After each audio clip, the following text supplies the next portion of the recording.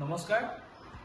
আজি আচলতে দুটামান গুৰুত্বপূৰ্ণ বিষয় লৈ আপোনালোকৰ আগত মই এটা ভিডিঅ' বনাবলৈ চেষ্টা কৰিছোঁ।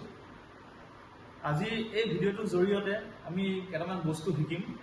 প্ৰথমটো হৈছে ভুলৰ চেও কেনেকৈ লিখিব লাগে। আমি বহুতে ভুলৰ চেওসমূহ যেনেকৈ তেনেকৈ আমি লিখি দিওঁ, বহীত লিখোঁ। খালি শুদ্ধ ধৰণটো কি, কেনেকৈ আমি লিখিব লাগে ভুলৰ চেওটো, সেই বস্তুটো আজি মই দেখুৱাম। আৰু লোককলাত মাত্ৰা আছেনে? এতিয়া বহুতে কয় যে লোককলা, লোককৃষ্টি, লোকবাদ্যত মাত্ৰাৰ কথা নাহে, কেৱল শাস্ত্ৰীয় সংগীততহে আছে। কিন্তু তেনেকুৱা নহয়। আচলতে মাত্ৰাৰ বিনা একোৱে সম্ভৱ নহয়। আমাৰ বাদ্যসমূহৰ যিমান চেও আছে, বোল আছে, তাল আছে, গোটেইখিনি মাত্ৰাতে থাকে। সেই বস্তুখিনি মই আজি দেখুৱাবলৈ চেষ্টা কৰিম। আৰু খৰা চেও মানে কি? এতিয়া খৰা চেও মানে বহুতে বিভিন্ন ধৰণৰ তাৰ ডেফিনেশ্যন দিয়ে, কিন্তু খৰা চেও মানে প্ৰকৃততে হয় কি, সেইটো আৰম্ভ কৰিম। এতিয়া আমি আজি ভুলৰ চেও, বিশেষকৈ খৰা চেও কেনেকৈ লিখিব লাগে, আজি মই সেইটো ডিছকাছ কৰিম। আৰু আমাৰ নীতিবদ্ধ বাদনৰ যিবিলাক চেও আছে, খৰচনা বা লাগসমূহ, সেইবিলাক আজি ডিছকাছ নকৰোঁ। খৰা চেওটো কেনেকৈ লিখিব লাগে, কাৰণ আমি সাধাৰণতে আমাৰ মেক্সিমাম মানুহ হৈছে বিহুৰ লগত জড়িত, আমাৰ ঢুলীয়াসকল। সেইকাৰণে ঢুলীয়াসকলেনো কেনেকৈ চেও এটা লিখিব লাগে, আজি তাকে দেখুৱাম।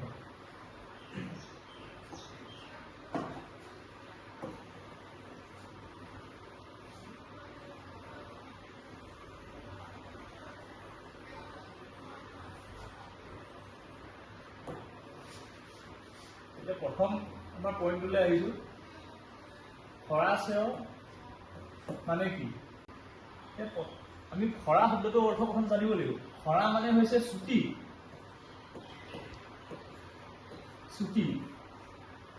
এতিয়া কিছুমানে কয় যে খৰা চেও মানে এনেকুৱা এটা চেও য'ত তালিত নবজায় মাৰিয়ে। কিছুমানে কয় যে খৰা মানে খৰকৈ বজোৱা। আচলতে সেইটো নহয়। খৰা মানে হৈছে চুটি।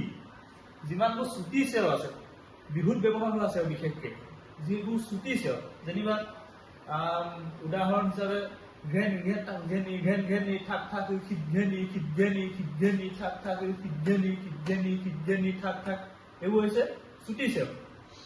ছোৱালীয়ে নাচিব পৰা খৰা চেও। সেইটো কাৰণে কিছুমানে নাচনী চেও বুলি কয়। তাৰপিছত আহিব লৰাই নাচিব পৰা, যেনেকে ঘেন দাও পুৰা কীৰ্তি, ঘেন ঘেনা কীৰ্তি, ঘেন দিঘেন দাও পুৰা কীৰ্তি, ঘেন ঘেনা কীৰ্তি, ঘেন দিঘেন দাও তাক দিঘেন দাও, এনেকুৱা আছে। এইবোৰ লৰাই নাচে, সেইবিলাক হৈছে খৰা চেও। আৰু আছে এতিয়া যেনে ঘেন দাও দাও ধিনিকি দাও, ধিৰি ধিৰি দাও দাও, দিঘেন ঘিঘেন দাও দাও ধিনিকি দাও, ধিৰি ধিৰি দাও। ইয়াততো সম্পূৰ্ণ তালিত বাজি আছে।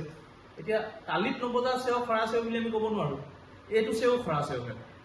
এতিয়া আমি খৰা চেও মানে কি বুজি পালো। এতিয়া এটা খৰা চেও আমি উদাহৰণ হিচাপে ল'ম আৰু কেনেকৈ লিখিব লাগে তাকে দেখুৱাই যাম।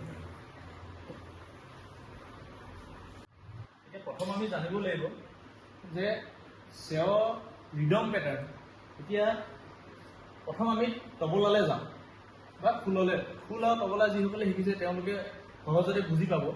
কিন্তু যে ঢুলীয়াসকলে এই ভিডিঅ'টো পটককৈ এবাৰতে বুজি নাপাবও পাৰে। সেইকাৰণে মই অনুৰোধ জনাইছোঁ যে এই ভিডিঅ'টো সম্পূৰ্ণকৈ চাওক। ভিডিঅ'টো যথেষ্ট দীঘল হ'ব পাৰে, কিন্তু যদি অকণমান হ'লেও আপোনালোকে স্কিপ কৰি দিয়ে, তেনেহ'লে আপোনালোকে বুজি নাপাব। এতিয়া তবলাত দুটা তাল আছে। এটা হৈছে কাহাৰৱা,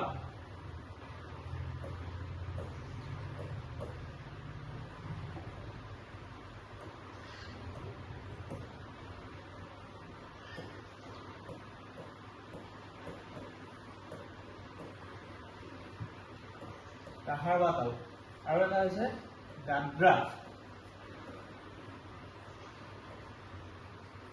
তাল। আমি প্ৰথমতে এই তাল দুটা আমি জানিব লাগিব। খৰা চেও কেনেকৈ লিখিব লাগে সেইটো শিকোৱাৰ আগত, সেইটো জনাৰ আগত আমি এই দুটা তাল জানিব লাগিব। এতিয়া প্ৰথম আহোঁ কাহাৰৱা তালটো। কাহাৰৱা তালটো আপোনালোকে সকলোৱে শুনিছে নিশ্চয়। আমাৰ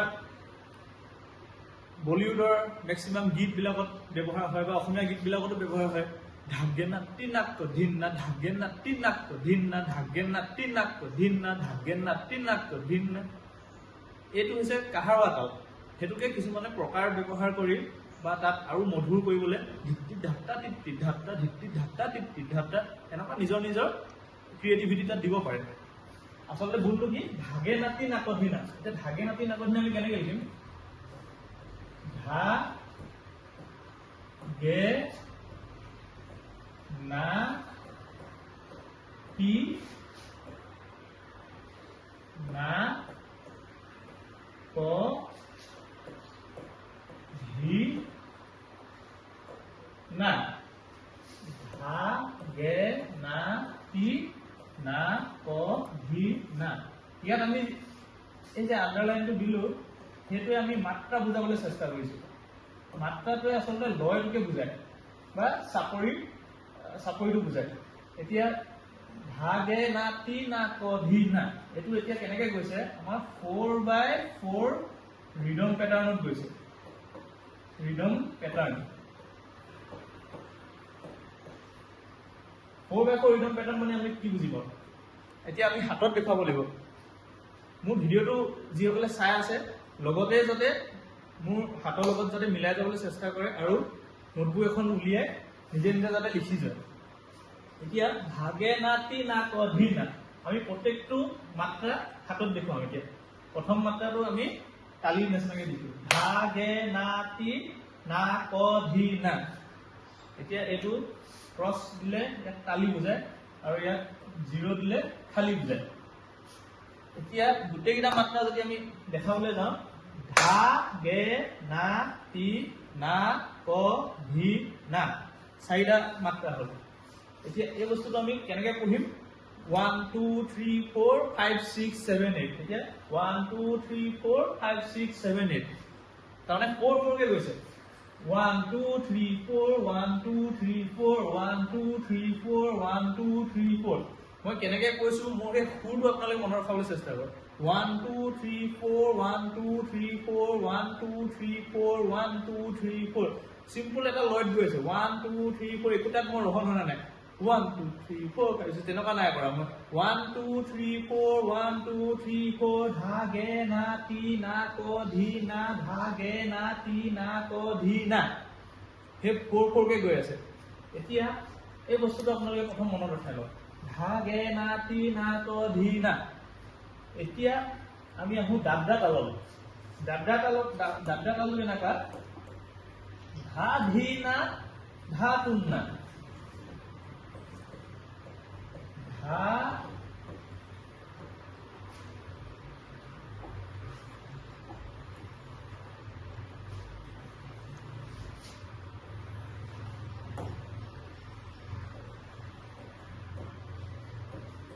ধা ধি না ধা ধি না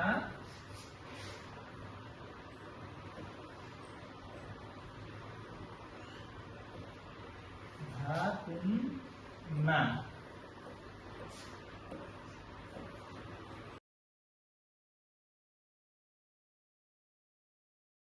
এইটো হৈছে দাদা দেই ধা ধি না ধা তুন না ধা ধি না ধা তুন না এইটো কেনেকৈ গৈছে এতিয়া মোক কোৱা সুৰটো মন কৰিব 1 2 3 4 5 6 1 2 3 4 5 6 1 2 3 4 5 6 1 2 3 4 5 6 এতিয়া এইটো তিনি তিনিকে গৈ আছে।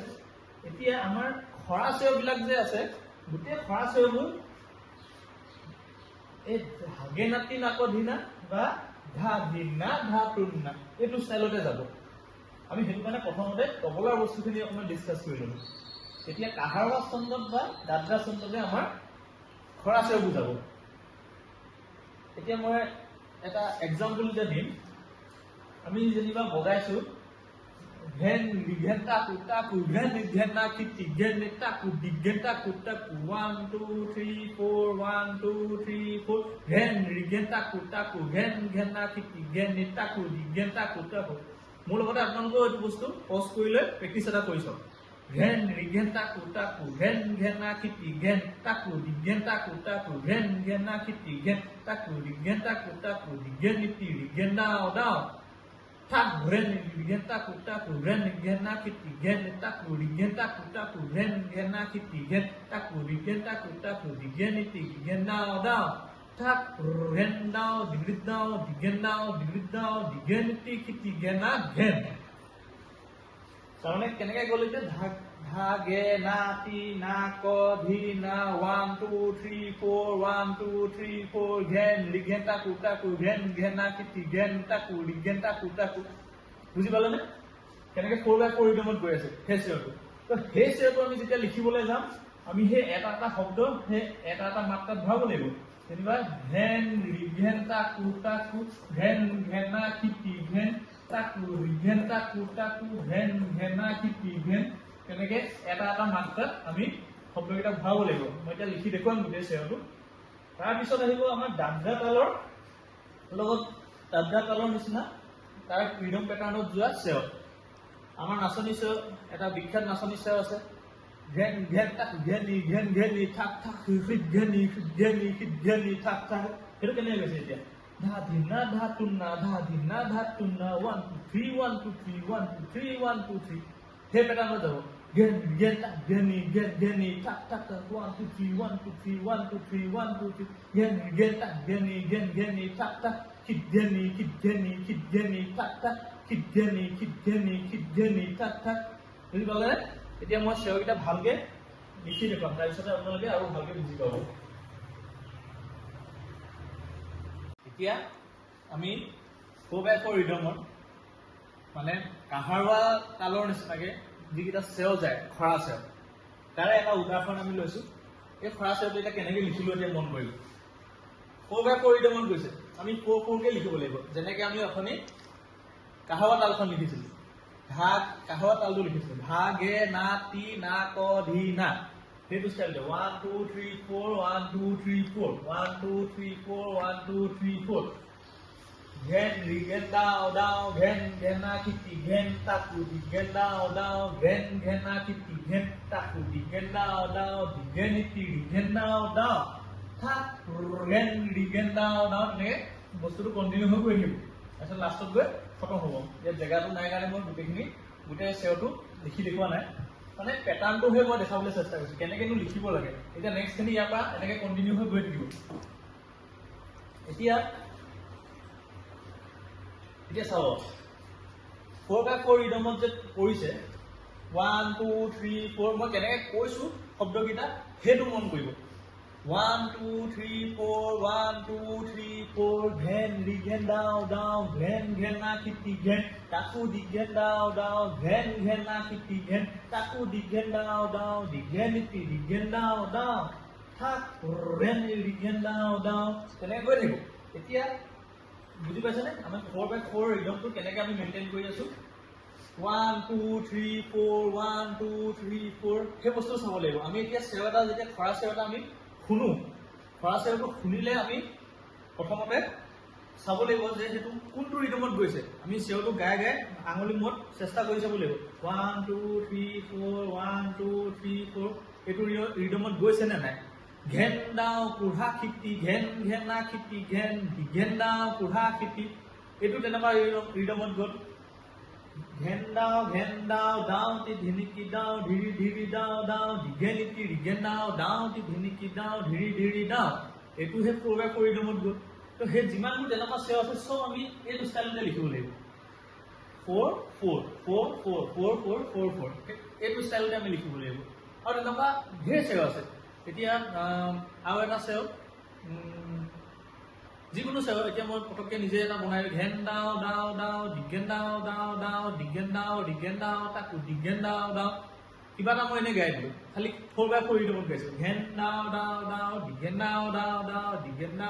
দাও তাকু দিগেন দাও 1 2 3 4 1 2 3 4 সেই পেটাৰ্ণটোত যাব সেই পেটাৰ্ণটোত যিমানে চেয় হৈছে গোটেইখিনি আমি এইটো ষ্টাইলতে লিখিব লাগিব এতিয়া ইয়াত আৰু এটা বস্তু মন কৰিব এই এছ এটা লিখিলোঁ ইয়াত এছ ইয়াত দিছোঁ কি এছ এই টো অৰ্থ কি এতিয়া বহুতে নাজানে এই টো অৰ্থ কি য'তে ত'তে ভৰাই দিয়ে কিছুমান চেয় এতিয়া মই কিছুমান কিতাপত পাইছোঁ এই টো য'ত মন গ'ল ভৰাই দিলে কিন্তু সেইটো নহয় এই টো য'ত আছে তাৰ অৰ্থ হৈছে সেই জেগাডোখৰ অকণমান আমি ৰ'ব লাগিব এতিয়া আমি কেনেকৈ গৈ আছিলোঁ চেয়টো শুনিব দীঘে নীতি দীঘেন দাও দাও থাক গলো নে এতিয়া দীঘে নীতি দীঘেন দাও দাও এটা মাত্ৰা ৰৈ দিলো এই এটা মাত্ৰা আমি ৰব লাগিব তাত এতিয়া চাব মোৰ কলমডাল মই কেনেকৈ টেপ কৰি যাম চাব ঘেন ৰিঘেন দাও দাও ঘেন ঘেনা খিতি ঘেন তাকু ৰিঘেন দাও দাও ঘেন ঘেনা খিতি ঘেন তাকু ৰিঘেন দাও দাও ৰিঘেন নীতি ৰিঘেন দাও দাও এছ এছ থাক ঘেন ৰিঘেন দাও দাও বুজি পালে নে সেই এছ এছ শব্দটো আমি য'ত ৰ'ব লাগে তাতে আমি সেই এছ এছ আখৰকেইটা ভৰাই দিওঁ বা কেতিয়াবা সেই এছ এছ জেগাডোখৰত ৰগৰো দি দিওঁ যাতে শুনিবলৈ শুৱলা হওক খালি এইটো চেয়ত এই এছ এছৰ জেগাত আমি ৰগৰ নিদিওঁ আমি ইয়াত ৰগৰটো দিওঁ বুলি সেইটো কাৰণে মই তাত লিখিয়ে দিছোঁ ঘেন ৰিঘেন দাও দাও ঘেন ঘেনা আপোনালোকে নিজেও চেষ্টা কৰি চাওক ভিডিঅ'টো পষ্ট কৰি চেষ্টা কৰি চাব ঘেন ৰিঘেন দাও দাও ঘেন ঘেনা খিতি ঘেন আপোনালোকৰ আঙুলিৰ কাউণ্টিংটো আৰু চেয়ৰটো মুখত কি গাই আছে সেই দুটা আপুনি কাউণ্টিংটো গৈ থাকিব লাগিব চেয়ৰটো লাগিলে মুখত যেনেকৈ গাওক কেতিয়াবা এটা মাত্ৰাত দুটা শব্দ ওলায় মুখৰ পৰা কেতিয়াবা এটা মাত্ৰাত শব্দই নাই তেনেকৈ এই মাত্ৰাটো একো আমি গাব নালাগে সেইটো কাৰণে আপোনালোকৰ প্ৰেক্টিচটো লাগিব হাতৰ প্ৰেক্টিচটো লাগিব কাউণ্টিঙৰ প্ৰেক্টিচটো তাৰমানে দুটা কাম আপোনালোকে একেলগে কৰি থাকিবলৈ পাৰিব লাগিব তেতিয়াহে বস্তুটো মিলাব পাৰিব ঘেন ৰিঘেন দাও দাও ঘেন ঘেনা খিতি ঘেন তাকু ৰিঘেন দাও দাও ঘেন ঘেনা খিতি ঘেন তাকু ৰিঘেন দাও দাও দীঘে নীতি ৰিঘেন দাও দাও থাক ঘেন ৰিঘেন দাও দাও মন কৰিলে নে দাও থাক এই এটা মাত্ৰা এনেই গ'ল গম পালে সেই বস্তুটো মিলাবলৈ চেষ্টা কৰক তেতিয়াহে চেয় এটা লিখিবলৈ পাৰিব ভাল ধৰণে এতিয়া এই চেয়টো বাৰু আমি বুজি পালো কিন্তু মই যে ক'লো কিছুমান চেয় আমাৰ দাদ্ৰা ছন্দত থাকে বা সেই চেয়টো এতিয়া কেনেকৈ লিখিবলৈ তাক সেইটোকে দেখাই যাম তাৰপিছতে দুটা চেয় মই কম্পেয়াৰ কৰি দেখাম যে সেই একেটা চেয়কে যদি আমি কাহাৰবাত লিখিলোহেঁতেন তেতিয়াহ'লে চেয়ৰটো কেনেকৈ আমি ক'লোহেঁতেন বা এই চেয়ৰটোকে যদি আমি দাদ্ৰা ষ্টাইলত লিখিলোহেঁতেন তেতিয়াহ'লে আমি কেনেকৈ চেয়ৰটো ক'ব লাগিব এতিয়া আমাৰ এই চেয়ৰটো মন কৰিব এই চেয়ৰটো আমাৰ দাদ্ৰাৰ যিটো ষ্টাইল আছিলে ক'বলৈ সেই ষ্টাইলটোত গৈছে ঘেন ৰিঘেন ধিনতাকু ধিনতাকু ধিনতাকু খিতি ৰিঘেন ধিনতাকু ধিনতাকু তাক ঘেন ৰিঘেন ধিনতাকু ধিনতাকু ধিনতাকু খিতি ৰিঘেন ধিনতাকু ধিনতাকু তাক এই চেয়ৰটো নিশ্চয় আপোনালোকে শুনিছে বা এনেকুৱা ষ্টাইলৰ বেলেগ চেয়ো আপোনালোকে শুনিছে এতিয়া এই চেয়ৰটো উদাহৰণ হিচাপে মই লৈছোঁ ইয়াত এতিয়া মন কৰিব দাদ্ৰাত আমাৰ কেনেকৈ গৈছিলে ধা ধিনা ধা তুন্না 1 2 3 1 2 3 itu style itu 1 2 3 1 2 3 1 2 3 1 2 3 এই স্টাইলটো বেলেগ আৰু এতিয়া এইটো 1 2 3 1 2 3 এতিয়া মানে 1 ত এটা প্ৰেছাৰ পৰিছে 2 ত এটা প্ৰেছাৰ পৰিছে কিন্তু 3 টো অকণমান সাইলেন্ট হিচাপে গৈছে চাব দেই মন কৰিব কথাটো মোৰ হাতখনত লৈ মন কৰিব 1 2 3 1 2 3 1 2 3 1 2 3 আমি বিহুত হাত চাপৰিটো কেনেকৈ মাৰোঁ তালটো বজাওঁতে তেনেকৈ নবজাওঁ জানো 1 2 1 2 1 2 1 2 মানে 1 2 বুলি কৈ অকণমান গেপ এটা পালোঁ নে 1 2 1 2 1 2 1 আৰু 2 টো পটককৈ বজালোঁ কিন্তু তাৰ 2 আৰু নেক্সট 1 টোৰ মাজতে এটা গেপ পৰিলে আচলতে তাত 3 এটা সোমাই আছে খালি সেই 3 টো অকণমান চাইলেণ্ট টাইপৰ 1 2 1 2 1 2 1 2 1 2 3 1 2 3 1 2 3 1 2 3 বুজি পাইছানে এই 3 টোত মানে প্ৰেছাৰটো নপৰে বৰ এটা কিন্তু সেই বস্তুটোকে আমি অকল 1 2 1 2 যদি কৰোঁ 1 2 1 2 1 2 যদি কৰোঁ তাৰমানে আল্টিমেটলি এইটো কি হৈ গ'ল 1 2 3 4 1 2 3 4 হৈ থাকিব 1 2 3 4 1 2 3 4 তাৰমানে অৰ্থটো কি হ'ল 1 2 1 2 1 2 1 2 1 2 1 2 এইটো বস্তু হৈ গ'ল আৰু 1 2 3 4 1 2 3 4 সেই একেটাই গম পাইছেনে 1 2 3 4 1 2 3 4 বা 1 2 1 2 1 2 1 2 সেইটো ষ্টাইলত গুচি গ'ল সেই ষ্টাইলটো অথনি আমি যিটো শিকিছিলোঁ চেয়ৰটো ধাগে না তি না ক ধি না সেই ষ্টাইলটোত গৈছে খালি এইটো আকৌ আপোনাৰ দাদ্ৰা ষ্টাইলত যাব এইটো কেনেকৈ কৈছে 1 2 3 1 2 3 1 2 3 1 2 3 যে মই কেনেকৈ ষ্টাইলটো মোৰ মন কৰিব কেনেকৈ কৈছোঁ শব্দকেইটা 1 2 3 1 2 3 1 2 3 1 2 3 ঘেন ৰিঘেন ঘেন ঘেন ধিন তাকু 1 2 3 1 2 3 1 2 3 1 2 3 ঘেন ঘেন ধিন তাকু কিটি ঘেন ধিন তাকু তা ঘেন ঘেন ধিন তাকু এতিয়া এই চেওটো আমি লিখিবলৈ এতিয়া কেনেকৈ লিখিছো দেখিছেনে ঘেন তাৰপিছত ৰিঘেন ৰিঘেনটো এতিয়া কি কৰিলো ৰি আৰু ঘেনটো আমি ভাগ কৰিলো তাৰমানে 1 2 3 আমি আগৰ চেওটো কেনেকৈ লিখিছিলো ঘেন ৰিঘেন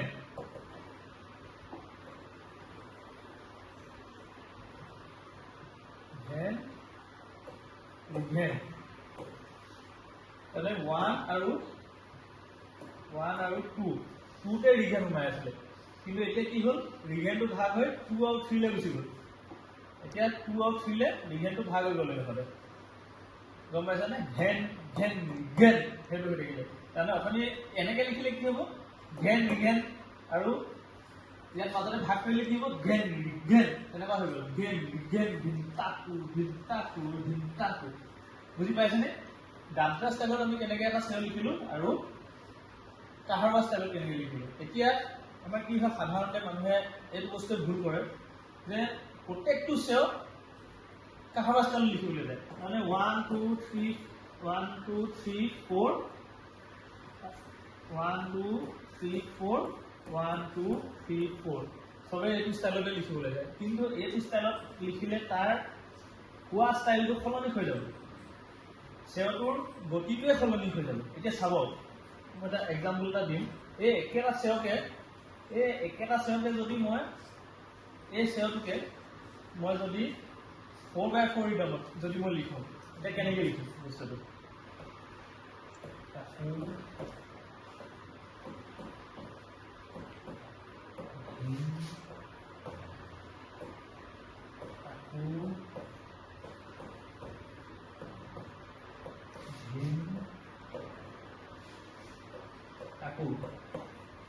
এইটো হৈছে 4x4 ৰিডামত দেই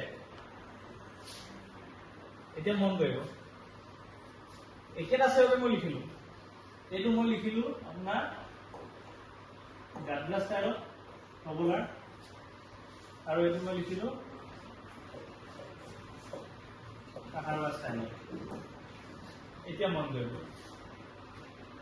চেওটো অৰিজিনেলি কি আছিলে ঘেন ঘেন ঘেন ঘেন ধিন তাকু কোৱা ষ্টাইল কেনেকৈ হ'ল 1 2 3 1 2 3 1 2 3 1 2 3 আৰু এইটো ষ্টাইল কেনেকৈ আছিলে 1 2 3 4 1 2 3 4 এতিয়া সেই ষ্টাইলত আমি গাব লাগিব তাৰমানে এই চেওটো এতিয়া কেনেকৈ গাম ঘেন ৰিঘেন ধিন তাকু কিটি ৰিঘেন ধিন তাকু তা ঘেন ৰিঘেন ধিন তাকু কিটি ৰিঘেন ধিন তাকু তা এতিয়া এনেকৈ লিখিলে এতিয়া গম পালেনে চেঞ্জটো ক'ত আহিলে গাদ্ৰা ষ্টাইলত কি আছিলে ঘেন ৰিঘেন ধিন তাকু কিন্তু কাহাৰবা ষ্টাইলত কি হ'ল ঘেন ৰিঘেন ধিন তাকু কিটি ৰিঘেন ধিন তাকু তা সেইটো কাৰণে এতিয়া গোটেই চেওটোৱে আমাৰ সলনি হৈ গ'ল নহয় জানো বজোৱা ষ্টাইলটো যেতিয়া সলনি হৈ যায় গোটেই চেওটোৱে আমাৰ সলনি হৈ গ'ল সেইটো কাৰণে আমি মন কৰিব লাগিব যে চেও এটা লিখোঁতে সেই চেওটো কোনটো ষ্টাইলত গৈছে সেই পেটাৰ্ণটো আমি বুজি পাব লাগিব তাৰ কাৰণে সেই 1 2 3 1 2 3 1 2 3 4 1 2 3 4 এই বস্তুটো আপোনালোকে প্ৰেক্টিছ কৰক একদম মনত যাতে সোমাই যায় বস্তুটো চেওটা শুনিলে যাতে আপোনালোকে কৈ দিব পাৰে এই চেওটো কোনটো পেটাৰ্ণত গৈছে আৰু তাৰ পিছতে চেওটো এনেকৈ লিখিবলৈ চেষ্টা এটা কৰিব বুজি পাইছানে এতিয়া অথনি আমি যে এটা চেও চাইছিলোঁ চেওটো কি আছিলে ঘেন ৰিঘেন ঘেন ৰিঘেন কিটি ঘেন তাকু ৰিঘেন 1 2 3 4 1 2 3 4 ঘেন ৰিঘেন ঘেন কিটি ঘেন তাকু ৰিঘেন এতিয়া সেই চেওটো যদি আমি এইটো পেটাৰ্ণত লিখি দিওঁ তেতিয়া কি হ'ব ঘেন ৰিঘেন ঘেন কিটি ঘেন তাকু ৰিঘেন ঘেন কিটি ঘেন তাকু ৰিঘেন ঘেন তাকু ৰিঘেন বুজিছেনে বস্তুটো সেইটোৱে মানে আমাৰ এই দুটা পেটাৰ্ণ আছে যিটোত আমি খৰা চেওবিলাক লিখিব পাৰোঁ ইয়াৰ বাহিৰে আৰু কিছুমান পেটাৰ্ণ আছে সেইবিলাক আমি কোনোবা এটা বেলেগ ভিডিঅ'ত ডিছকাছ কৰিম কিন্তু আমাৰ সাধাৰণতে যিমানবোৰ খৰা চেও আছে খৰা চেওবোৰ এই দুটা পেটাৰ্ণতে সাধাৰণতে বুজোৱা হয় এতিয়া এইখন কিতাপ সীমান্ত তামুলীদেৱৰ ভুলত চাপৰ মাৰি বুলি কিতাপ এখন আছে, এখন দেখিছে। এইখন কিতাপত তেখেতে ধুনীয়াকৈ গোটেই চেওবিলাক 101টা খৰা চেও ইয়াত দিয়া আছে। এইখন কিতাপত একদম ধুনীয়াকৈ মাত্ৰা সহকাৰে কেনেকৈ লিখিব লাগে গোটেই চেওবোৰ লিখা আছে। এইখন আপোনালোকে তেওঁৰ পৰা অৰ্ডাৰ কৰিব পাৰে। তেওঁৰ ফোন নম্বৰটো মই লাগিলে দি দিম আপোনালোকক। আৰু ইয়াৰ পৰা মই আজি আৰু 2টা চেও আপোনালোকক দিম। আপোনালোকে নিজে লিখি চেষ্টা কৰিবচোন পাৰে নে নোৱাৰে। আৰু মোৰ ফোন নম্বৰটো মই দি দিম, তাত মোক হোৱাটছএপ কৰি আপোনালোকে পঠিয়াব পাৰিছেনে নাই পৰা চেওটো লিখিবলৈ। এইটো চেও প্ৰথম শুনিব, মই মুখেৰে কৈ যাওঁ, আপোনালোকে শুনি ল'ব। ধিনটাকু ধিনটাকু ধিনটাকু ধিনটাকু তাকু দিঘেন খিটি উঘেন উঘেন উঘেন কুঢ়া খিটি ঘেনা খিট খিটি খিট দ খিটি কুঢ়া খিটি ঘেনা খিট খিটি খিট দ ঘেন কুঢ়া খিটি ঘেনা খিট খিটি খিট দ খিটি কুঢ়া খিটি ঘেনা খিট খিটি খিট দ ঘেন কুঢ়া খিটি ঘেনা খিটি কুঢ়া খিটি ঘেনা খিট তাকু ঘেন ঘেনে ঘেন। এইটো এটা চেও, আপোনালোকে লিখিবলৈ চেষ্টা কৰিব। এইটো কোনটো চন্দন কৰিছে আপোনালোকে নিজে ক'ব। তাৰপিছত আৰু এটা চেও মই দিছোঁ, এই চেওটো লিখিবলৈ চেষ্টা এটা কৰিব। ঘেন খিটি ঘেন দাও দাও দাও দাও দাও দীঘেন ইটি ঘেন ইটি ঘেন দাও ঘেন খিটি ঘেন দাও দাও দাও দাও দাও দীঘেন খিটি ঘেন ইটি ঘেন দাও ঘেন খিটি ঘেন দাও খিতা খিতা ঘেন দাও ঘেন দাও ঘেন দাও ঘেন ঘেন তাক গুডু ঘেন। এতিয়া মই এই চেওটোত মাজে মাজে ৰৈছোঁ, সেই ৰোৱা জেগাকেইডোখৰত এছ কেনেকৈ ভৰাব লাগে সেই বস্তুটো আপোনালোকে প্ৰেক্টিছ কৰি থাকক। আকৌ এবাৰ কৈ দিছোঁ চেওটো। ঘেন খিটি ঘেন দাও দাও দাও দাও দাও দীঘেন খিটি ঘেন ইটি ঘেন দাও ঘেন খিটি ঘেন দাও দাও দাও দাও দাও দীঘেন ইটি ঘেন দাও ঘেন খিটি ঘেন দাও খিতা খিতা ঘেন দাও ঘেন দাও ঘেন দাও ঘেন ঘেন তাক গুডু ঘেন। এই 2টা চেও আপোনালোকে লিখিবলৈ চেষ্টা এটা কৰিব। আৰু নোৱাৰিলে মোক হোৱাটছএপ নম্বৰটো মই দি দিম, তাত আপোনালোকে বস্তুটো পঠিয়াই দিব আৰু মোক সুধিব পাৰে। এতিয়া আমাৰ আজি 2টা প্ৰশ্ন আমি চালোঁ। আৰম্ভণিতে যে দিছিলোঁ খৰা চেও কি হয় সেইটো আমি গম পালোঁ, চেও কেনেকৈ লিখিব লাগে আমি গম পালোঁ। আৰু এটা কথা দিছিলোঁ যে লোককলাত মাত্ৰা আছেনে নাই। এতিয়া দেখিলে নাই, যিকোনো এটা চেও যদি আমি লিখিবলৈ যাওঁ আল্টিমেটলি কিবা এটা মাত্ৰাত পৰিলেগৈ। এতিয়া আমি নকওঁ যে যেনিবা বোলে 30 মাত্ৰা চেও এটা বজা, তেনেকৈ আমি পটককৈ কৈ দিব নোৱাৰোঁ। আমাৰ খোলত যেনেকৈ ক'ব পাৰোঁ যে 21 মাত্ৰা পৰিতালখন বজোৱা, 21 মাত্ৰা পৰিতালখন বজোৱা খোলত বান্ধি থোৱা আছে সেইটো বস্তু। সেইটোৱে এতিয়া শাস্ত্ৰীয় সংগীতত বন্ধা থাকে, কিন্তু আমাৰ লোককৃষ্টিত লোকসংগীতত আছে বন্ধাও আছে কিছুমান চেও, কিন্তু কম্পালচৰি নহয়। খোলত আমাৰ যেনেকৈ পালে 21 মাত্ৰাৰ পৰিতালখন বজোৱা, তেনেকৈ আমাৰ ঢোলত পটককৈ আমি কৈ দিব নোৱাৰোঁ যে ইমান মাত্ৰাতে আপোনালোকৰ কিবা এটা চেও হ'ব। হয়, কিছুমান বান্ধি থোৱা আছে, ঢোলৰো চেও কিছুমান বান্ধি থোৱা আছে, কিন্তু তাৰ অঞ্চল বিশেষকৈ যদি তাৰ ভাঙনিবোৰ ধৰক বা চেওৰ কম্পজিশ্যনটো যেনিবা সলনি হৈ গ'ল, তেতিয়া তাৰ টোটেল মাত্ৰাটো সলনি হৈ যাব। টোটেল মাত্ৰাটো এতিয়া এই চেওটোকে ঘেন ঘেন ঘেন ঘেন দাও দাও ঘেন ঘেনা খিটি ঘেন তাক উৰি ঘেন দাও দাও ঘেন ঘেনা খিটি ঘেন তাক উৰি ঘেন দাও দাও দীঘেন ইটি ঘেন দাও দাও। এতিয়া আমি ফিনিচিংটো কেনেকৈ কৈছোঁ, ঘেন দাও ডিগ্ৰীত দাও দীঘেন দাও ডিগ্ৰীত দাও দীঘেন ইটি খিটি ঘেনা ঘেন। এতিয়া কিছুমানে এনেকৈ বজায় ঘেন ঘেন ঘেন দাও তাক ঘেন ঘেন দাও ঘেন ঘেন তাক ঘেন তাক ঘেন ঘেন দাও ঘেন। 2টা বেলেগ বেলেগ ভাঙনি, 2টা বেলেগ বেলেগ ঘাট হ'ল। এতিয়া তেনেকৈ কম্পজিশ্যনটো সলনি যদি হৈ যায়, আমাৰ টোটেল মাত্ৰা এটা চেও কিমান আছিলে সেইটো সলনি হৈ যাব পাৰে, কিন্তু আমি কৈ দিব নোৱাৰোঁ পটককৈ যে ইমান মাত্ৰাতে চেওটো বজাগে বুলি, কাৰণ আমি মাত্ৰা হিচাপ প্ৰথম কৰি চাব লাগিব। এতিয়া যে পটককৈ কৈ দিয়ে বোলে 32 মাত্ৰা চেওটো বজা বুলি কৈ দিয়ে, 32 মাত্ৰা চেও বুলি কৈ দীঘলীয়া চেওটো বজায়, দীঘলীয়া চেওটো বজায়। এতিয়া দীঘলীয়া চেওটো মই আপোনাক কৈছোঁ শুনিব। ধিনটাকু ধিনটাকু ধিনটাকু ধিনটাকু তাক দীঘেন খিটি ঘেন দাও ধিন দাও ধিন কিতা কিটি দাও তাক দীঘেন খিটি ঘেন দাও ধিন দাও ধিন কিতা কিটি দাও। কিমান মাত্ৰা হ'ল ইয়ালৈকে? 12, 16, 20, 24, 32 হ'লেইচোন, চেওটো খতমে নহ'ল। এতিয়া কেনেকৈ আমি ক'ব পাৰোঁ যে 32 মাত্ৰা চেও হ'ল বুলি? সেইকাৰণে কৈছোঁ যে মাত্ৰা এনেকৈ বান্ধি থোৱা নাই। এতিয়া বহুতে কয় যে লোককৃষ্টিত মাত্ৰাৰ কথা নাহে, মাত্ৰা কথা আহে কিন্তু এনেকৈ নাহে। আমি এটা এটা মাত্ৰা দি দি গোটেই চেউটো লিখিলোঁ। এতিয়া যদি মাত্ৰাটোকে আমি নেদেখাওঁ, কেনেকৈ মাত্ৰাত লিখিছোঁ সেই বস্তুটোকে যদি আমি নেদেখাওঁ, তেতিয়াহ'লে আমি গম পাম কেনেকৈ যে চেউটো কোনটো পেটাৰ্ণত গৈছে। এতিয়া মই যদি এনেকৈ লিখোঁ তেতিয়াহ'লে লগালগ আপোনালোকে বুজি পাব যে চেউটো কেনেকৈ পঢ়িব লাগে বা কেনেকৈ বজাব লাগিব। আমি এটা বস্তু মন কৰিব লাগিব, প্ৰেক্টিকেলৰ পৰাহে থিয়ৰিটো আহিছে, থিয়ৰি বা প্ৰেক্টিকেল নহয়। এতিয়া কিছুমানে কয় যে আমি লিখিত বস্তুটো আমি নাজানো বজাবলৈ। হেৰ' লিখিত বস্তুটো বজাব নালাগে, বজোৱা বস্তুটোহে লিখা আছে। আমি সেইটো বুজি পাব লাগিব যে বজোৱা বস্তুটোকে আমি কেনেকৈ লিখোঁ, যাতে সেইটো দেখিয়ে মানুহে বুজি পাওক যে চেউটো বজাব কেনেকৈ লাগে। এতিয়া আমাৰ কি হয়, কিছুমানে চেউটো একদম উদাহৰণ গোটেইকেইটা শব্দ লিখি দিয়ে, কেতিয়াবা ঘেন ৰিঘেনটো একেটাতে লিখি দিব, বা ধিনটো বেলেগে লিখিলে তাকো ধিন একেলগতে লিখি দিব। তেনেকৈ লিখি দিলে এতিয়া তাৰপিছতে আমাৰ গুৰুদেৱৰ ওচৰলৈ যাবলগীয়া হয়, গুৰুদেৱ এইটো চেউটো কেনেকৈ বজায় এটা ষ্টাইলটো দেখাই দিয়কচোন। সেই বস্তুটো আমাৰ কিয় প্ৰয়োজন হৈছে তেনেকৈ যাবলৈ? যদি চেউটো ধুনীয়াকৈ মাত্ৰাত যদি লিখিয়ে দিয়ে, তেতিয়াহ'লে আমাৰ বাৰে প্ৰতি এই চেউটো কেনেকৈ বজাব লাগে আমাৰ সুধি দিবলৈ প্ৰয়োজনে নাই। আমি ঢোলৰ চেউটো যেনেকৈ আছে সেইদৰে আমি লিখিব জানিব লাগিব। এতিয়া আজি গোটেই ভিডিঅ'টো চাই আপোনালোকে নিশ্চয় গম পাইছে যে এই চেউটো কেনেকৈ লিখিব লাগে বা আৰু এই চেউটো কেনেকৈ লিখিব লাগে বা কেনেকৈ বজাব লাগে, গোটেই বস্তুটো গম পালে এতিয়া মাত্ৰাৰ কথা যে নাহে বুলি কিছুমানে কয়, সেইটো নহয়। আচলতে মাত্ৰাৰ কথা আছে। কোনো এটা চেউ এতিয়া আপোনালোকে মন কৰিলে যিকোনো চেউ আপোনালোকে লিখিব পাৰে এই মাত্ৰাৰ ছিষ্টেমতে। সেইটোৱে আজি টপিকটো আছিলে।